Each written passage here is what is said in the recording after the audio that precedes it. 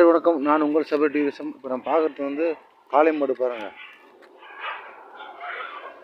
இதெல்லாம் பார்த்தா திண்டுக்கல் காளை மாடு மாதிரி இருக்கு பாருங்கள். கழுத்து தொங்கி ஒரு மாதிரியா டிஃப்ரெண்ட்டாக இருக்கு பாருங்கள். இந்த கொட்டைப்பாக்கு மாடுன்னு அந்த மாதிரி இருக்குது. நாட்டு காளை மாடு இந்த மாதிரி தாங்க இருக்கும் பாருங்கள். எழுச்சியாக இருக்கு பாருங்கள்.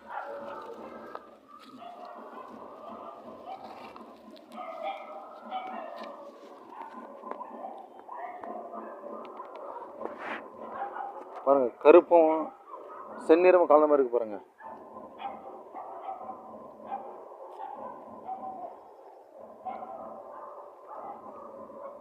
இப்படி இருக்கு பாருங்க.